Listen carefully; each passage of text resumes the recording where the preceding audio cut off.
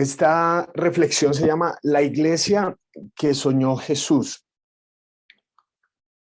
Esta palabrita, juzgar, es una palabra que hoy en día creo que ha sido muy mal entendida, ¿no es cierto? Porque por lo general cuando escuchamos juzgar, obviamente nos vamos a ese versículo donde dice, no, pero la Biblia dice que nosotros no juzguemos, ¿no es cierto?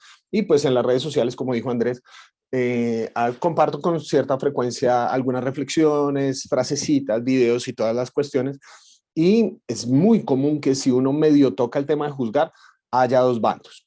El bando de no se debe juzgar nadie, o sea, no puedes decir absolutamente nada de nadie y si dices algo en contra de alguien, ya lo estás juzgando.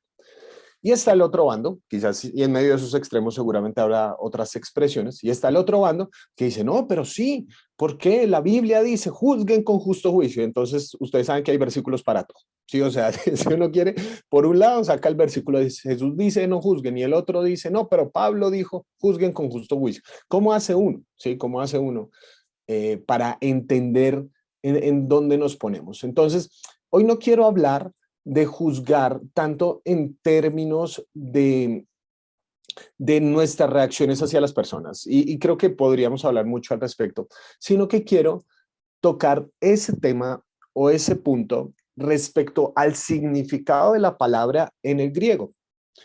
En el griego, juzgar está relacionado con una palabra que nosotros traducimos casi automáticamente, pero la desconectamos del concepto. Y la palabra para juzgar o juicio es la palabra crisis. Crisis. Y ahí ya la cosa cambia, ¿verdad?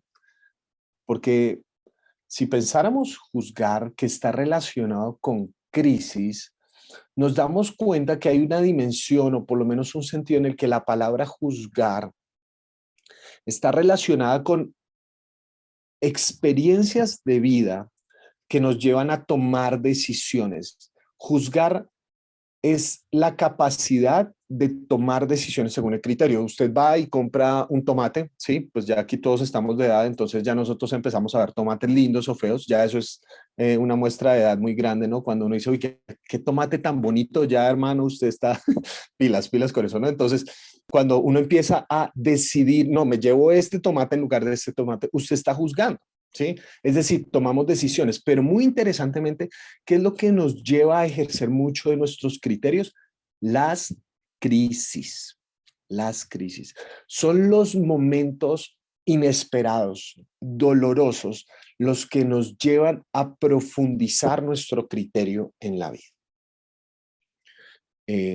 Y pues hemos vivido durante estos años en crisis que nos llevaron a depurar, a juzgar lo que era más importante para nosotros, para la iglesia.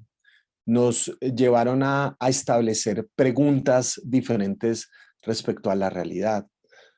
Eh, Algunas personas tengo la sensación que creían que esto era como una pausa, eh, y esperaban que la vida se reiniciara nuevamente donde la dejamos, eh, y no atravesaron la crisis, simplemente experimentaron eso, pero no les llevó a ningún cambio, ninguna transformación, simplemente era como una pausa, un paréntesis y volvemos a la vida como estamos. Nos prometimos en muchas campañas, vamos a salir diferentes de esto, eh, pero no necesariamente es así porque no aprendimos del todo de esta crisis. Cuando inició esto de la pandemia, el luchador Hulk Hogan, que les muestro la foto y seguramente lo han visto, dijo esto que fue muy profundo.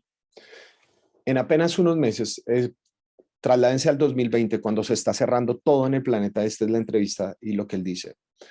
En apenas unos meses, Dios nos ha quitado lo que adoramos. ¿Desean adorar deportistas? Cierro los estadios. ¿Adorar músicos y artistas? Cierro teatros. ¿Quieren adorar el dinero? Cerraré la economía. ¿Quieren adorar un edificio? Haré que no puedan ir al templo.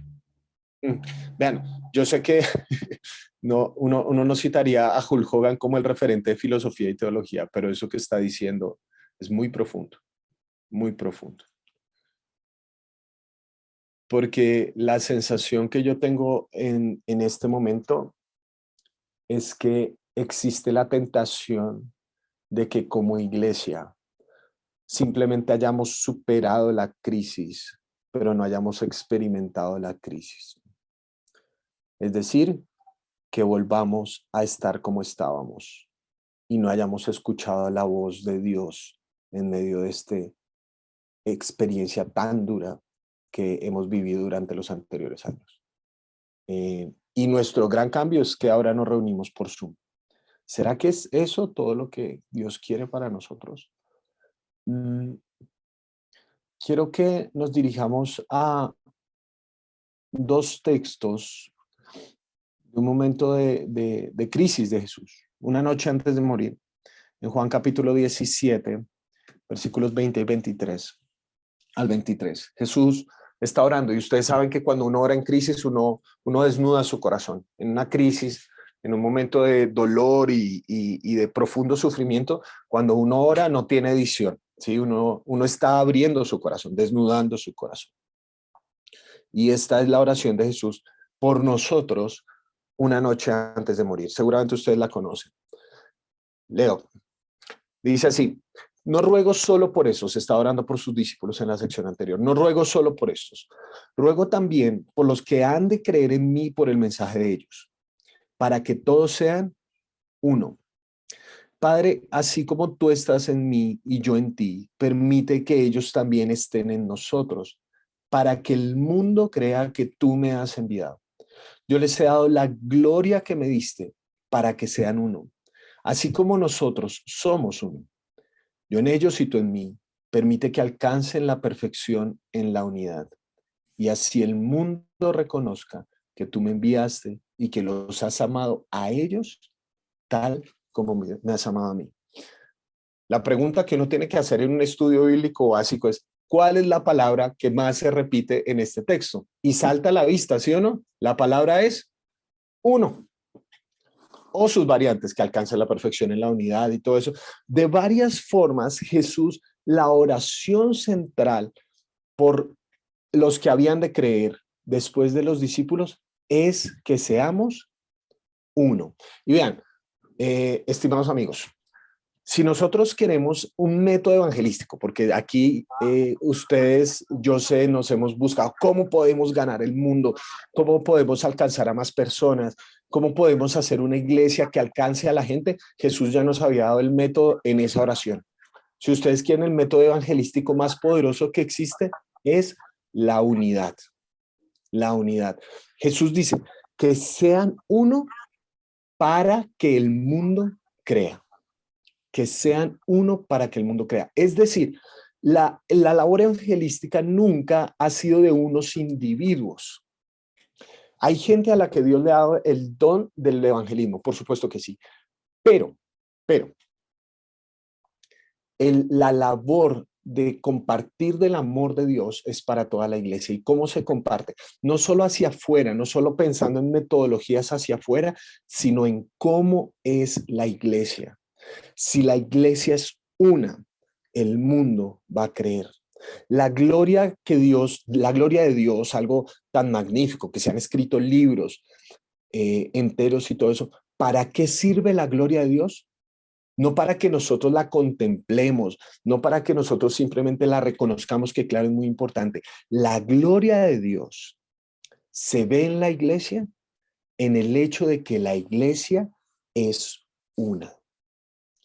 La mayor muestra de que la gloria de Dios está en una iglesia es la unidad. Aquí les estoy hablando de lo que está orando Jesús, ¿sí? Y bueno, eso suena muy lindo y muy chévere, pero tenemos que ser críticos con nosotros mismos en este sentido. Y es que eh, cuando, cuando uno pregunta si esta es una oración que Jesús, o más bien una oración cumplida, probablemente tendríamos que decir que no. Ustedes han estado más tiempo en el ruedo que yo y probablemente ya han visto muchas más divisiones de las que quisieran contar en la iglesia, ¿sí o no? Muchísimas más divisiones, o sea, gente que sale herida, dañada, por la institucionalidad, por errores propios. Cuando uno piensa, esto es lo que pidió Jesús a Dios por nosotros, uno se da cuenta que lastimosamente hay mucha dentro de nosotros mismos. Hay murmuración, hay división, hay competencia. Hay gente que, de verdad, yo sé que lo decimos como entre chiste y chanza, pero a veces me parece un chiste agresivo, pasivo, como decimos, uy, aquí ya no podemos montar iglesia, no, no, no, porque hay competencia. A ver, ¿de dónde? O sea, no podemos montar dos iglesias en el mismo lugar o no nos podemos unir a otra iglesia porque son competencia, ¿sí? Es que la competencia está creciendo mucho. ¿Se dan cuenta? Lo que ese lenguaje nos da la idea es que no estamos siendo uno, sino que cada uno está montando su propio reino y no estamos construyendo el reino de Dios. ¿Por qué el mundo no cree? Porque la iglesia no es una. Porque la iglesia no es una. Porque, porque nos vemos como competencia. Porque seamos honestos, seamos brutalmente honestos. Porque entre pastores con mucha frecuencia, no puedo decir la palabra pastor, me toca dar diezmo, entre colegas, ¿sí? Muchas veces tenemos un espíritu de competitividad, que es la primera pregunta que hacen cuando nosotros nos encontramos en una reunión de pastores. Hola Miguel, ¿cómo estás? Y todo eso. ¿Qué es lo primero? ¿Y en qué iglesia estás sirviendo? No, en tal. Siguiente pregunta. ¿Y cuántas personas van allá? ¿O cuántos jóvenes van allá? Y uno, bueno, no sé, yo pecador, pero uno a veces empieza a inflar cifras, ¿no? No, estamos por los 20, alrededor de los 30, cerca de los 40, cuando son 15 personas, ¿sí? Porque uno dice, no, yo no me voy a dejar echar tierra tampoco aquí, porque estos dicen, no, humildemente ahorita estamos siendo 600 personas y uno dice, no, yo no voy a llegar allá. ¿Por qué? Porque tenemos esta noción de competitividad, ¿cierto? De tenemos que ser más, tenemos que ser mejor. ¿Cómo juzgar y decidir lo que es adecuado? ¿Cómo no seguir este camino de la división y que esta oración incumplida de Jesús deje de ser una oración incumplida y se pueda vivir? ¿Cómo podemos, al final de la historia, no simplemente tener mejores transmisiones de YouTube, no simplemente tener mejores redes sociales y un community manager que nos da ideas de cómo se deben hacer las cosas? ¿Cómo, cómo ser al final de la historia una iglesia más parecida a Jesús? ¿Cómo ser la iglesia que soñó Jesús? Ustedes saben que Juan 17 está después del capítulo 16 y el 16 está después del 15. Ese es un bloque grande desde el capítulo 13, donde Jesús ya está en la última cena y es los últimos discursos de Jesús en el Evangelio de Juan, que arrancan cuando Jesús sirve a sus discípulos y con una toalla les limpia los pies. Y en este bloque de enseñanzas, yo creo que encontramos en el capítulo 13 precisamente, ¿dónde arranca ese tema? ¿Dónde puede encontrar uno la forma en la que podemos ser uno? Vayamos un poquito más atrás a Juan capítulo 13, versículos 34 y 35.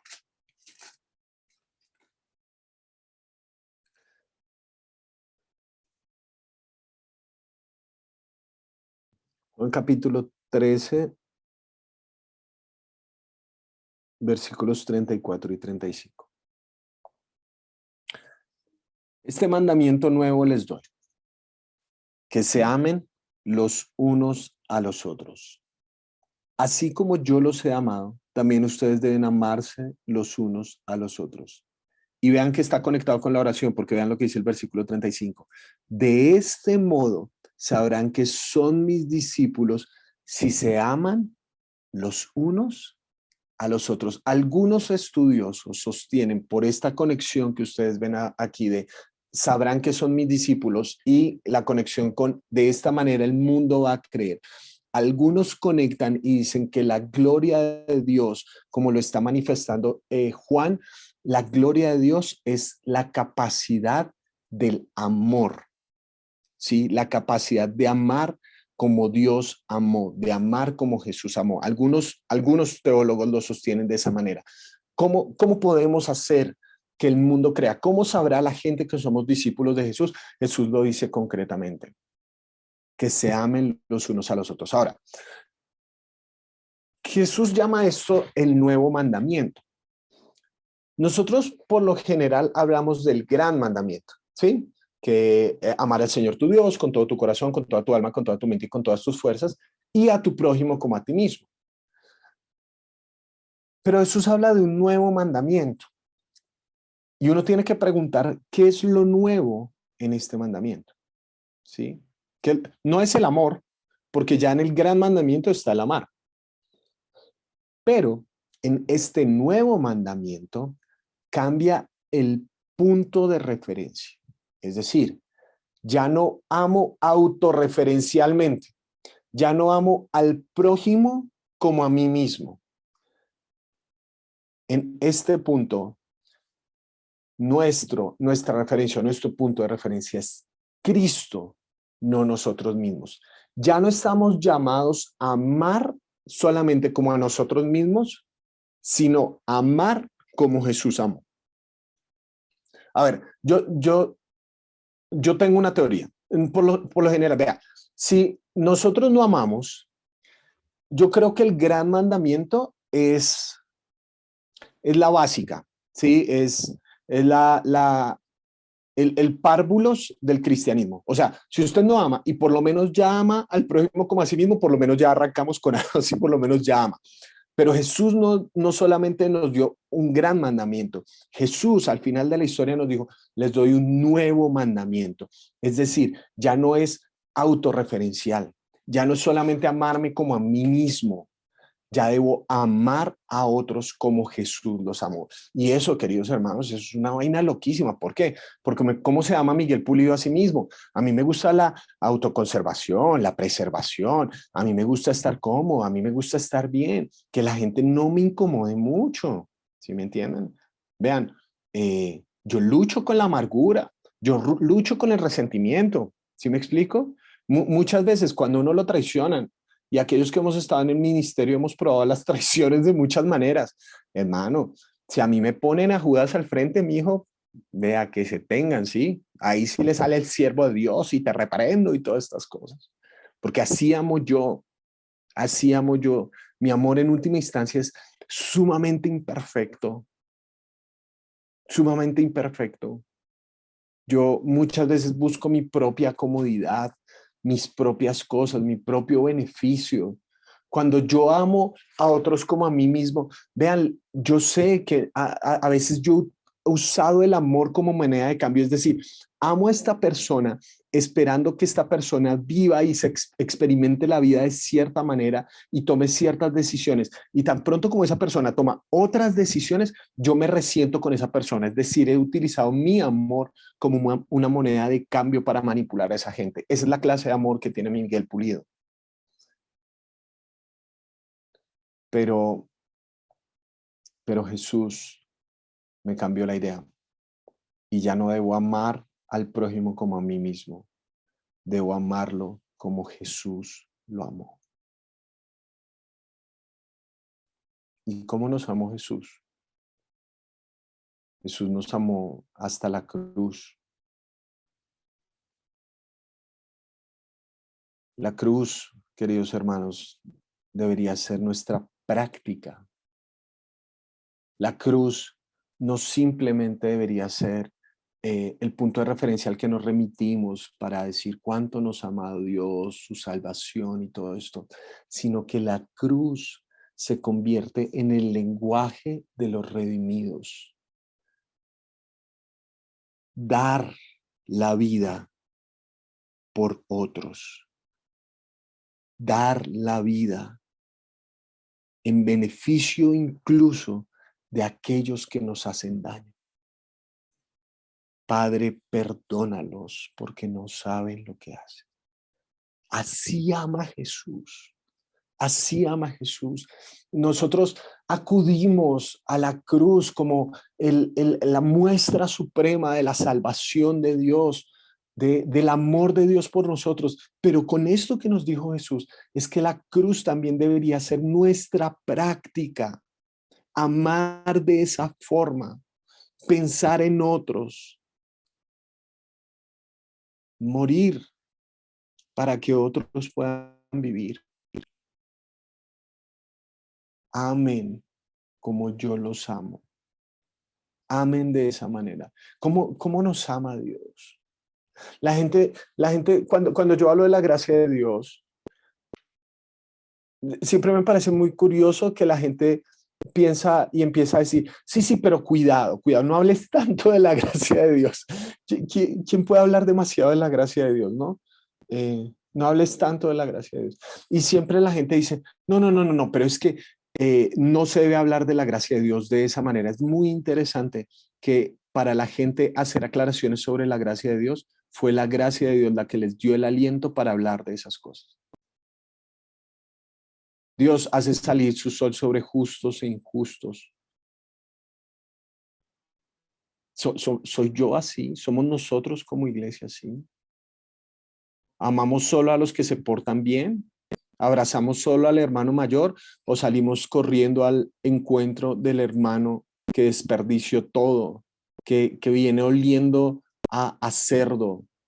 ¿Salimos corriendo por él? ¿O primero tienes que pasar por un amplio proceso de disciplina para demostrarnos que vale la pena volver a contar contigo y volver a confiarte? ¿Cómo es nuestro amor? ¿Nuestro amor es autorreferencial o es amar como Jesús amó? La cruz es nuestra práctica, la gracia es nuestro lenguaje. Creo que la invitación de Jesús es muy concreta y es que somos llamados a amar hasta la muerte, hasta la muerte. Eh,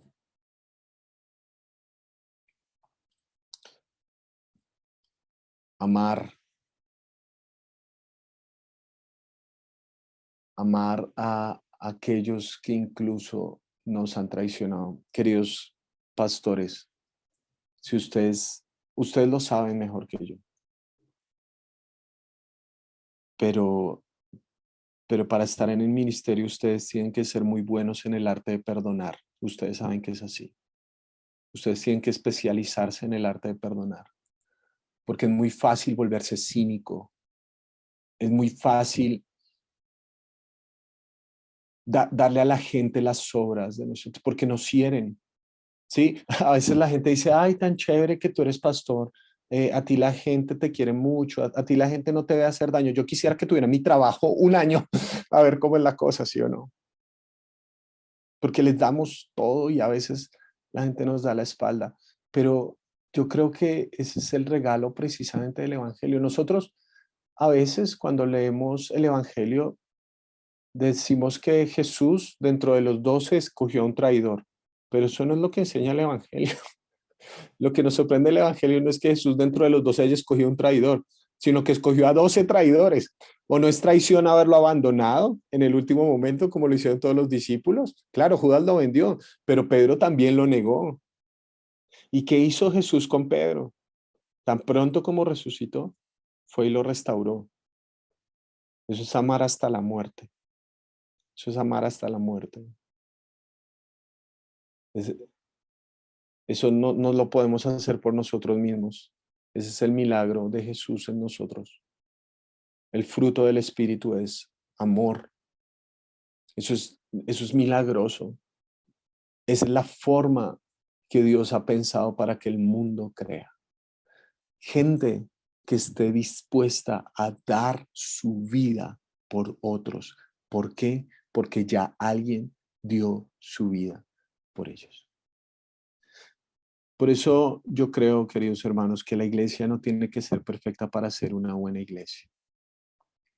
Yo, porque si nosotros jugamos a la idea de que si se portan bien, si hacen las cosas adecuadas, ahí yo los voy a amar, hermano, le estamos jugando todas las circunstancias, no estamos siendo obedientes a Dios. Estamos diciendo, mi obediencia y mi amor va a ser circunstancial. No, pues la iglesia no va a ser perfecta, ¿sí?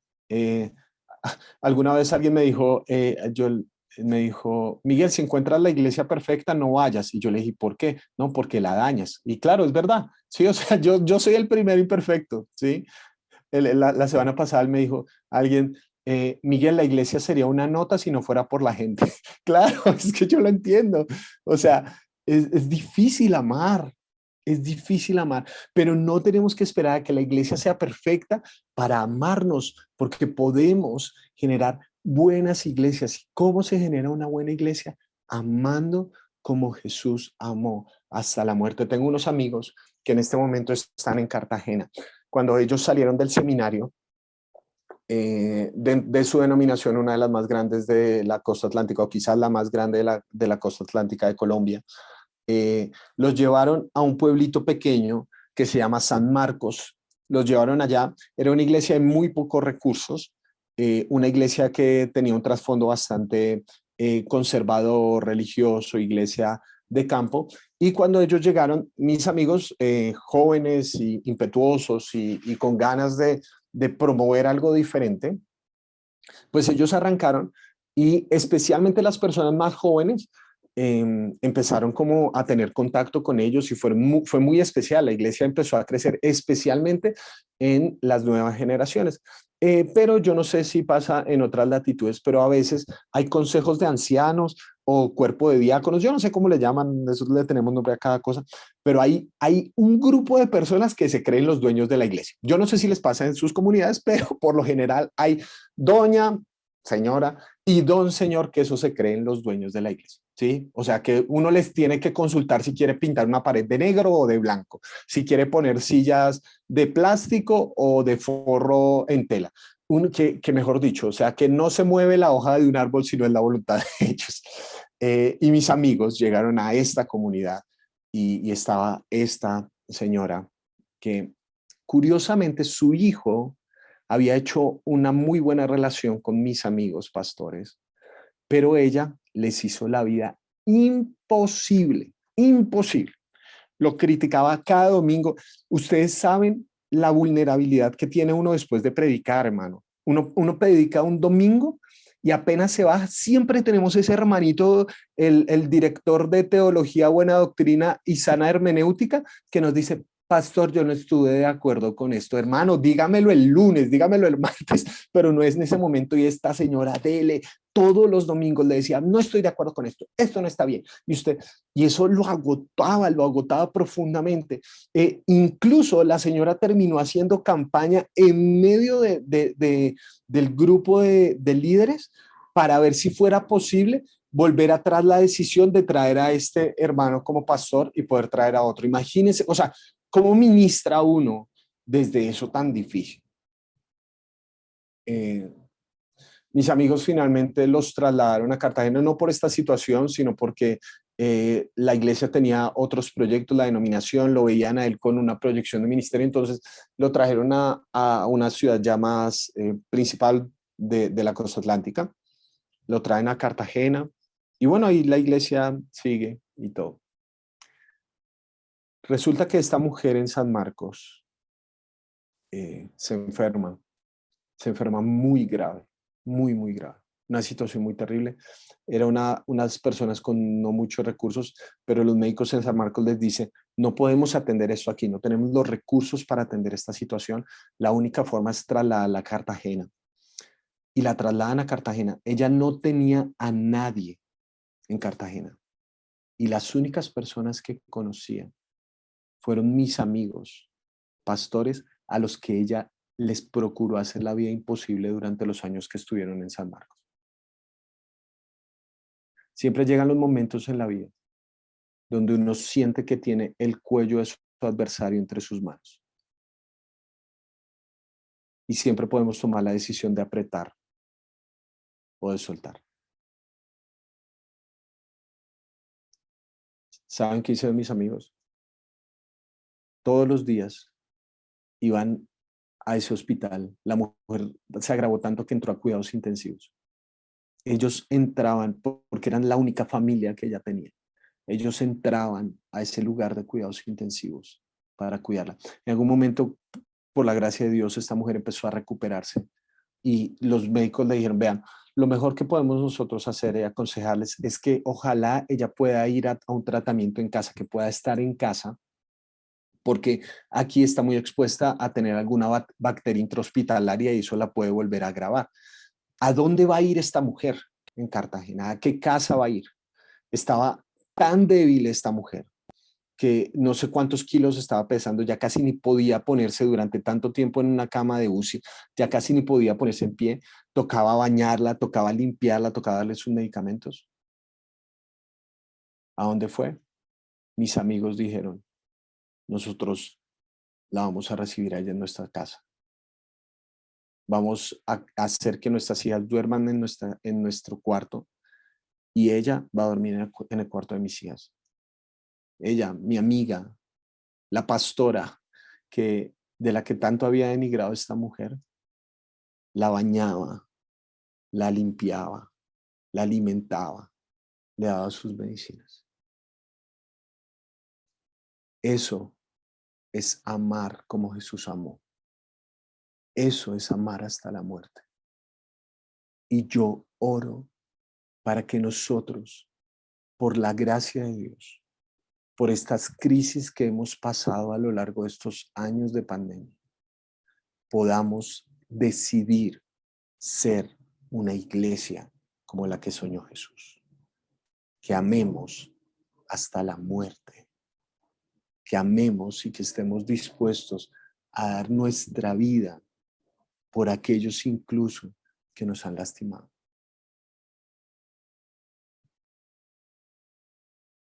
Esa es mi oración, queridos hermanos. Esa es mi oración, que podamos vivir de esa manera, que podamos como iglesia, que nuestro corazón tenga la pasión por cumplir esta oración de Jesús, que sean uno para que el mundo crea. ¿Y cómo se logra eso? Amando como Jesús amó. Oramos para terminar. Señor, te quiero dar gracias por este tiempo, por mis hermanos, por estos medios tecnológicos que nos permiten estar aquí reunidos desde distintos lados.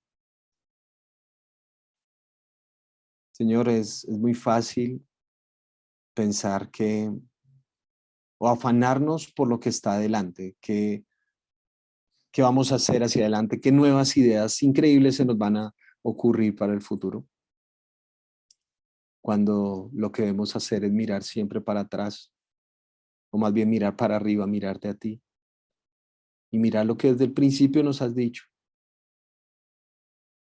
Ámense. ¿Cómo conocerá el mundo que son mis discípulos? Si se aman los unos a los otros. ¿Y cómo debemos amar? Como tú nos has amado, Señor. Oro para que nos des esas fuerzas. Oro para que la obra de tu Espíritu Santo nos dé esa capacidad sobrenatural, esa gloria de amar hasta la muerte. Señor, yo oro por esto porque yo soy pastor y es muy fácil que la gente crea que nosotros estamos como por encima del bien y del mal, que no tenemos amarguras ni resentimientos, pero a veces no es así, Señor. Examina nuestro corazón y muéstranos si algo de nuestro ministerio se ha ido por el cinismo, por la amargura, por la rabia, por dolores acumulados. Ya no estamos amando, o estamos amando no irrestrictamente, sino con restricciones, con peros. Señor, danos la fuerza para amar, para perdonar. Ayúdanos a ser muy buenos en esto del arte de perdonarse. Y de esa manera, al amar a otros como tú nos amas, el mundo crea. El mundo crea.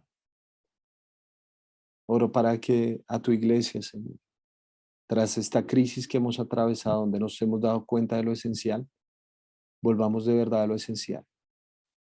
Y es mirarte a ti, y es vivirte a ti, y vivir tu evangelio, tus buenas noticias.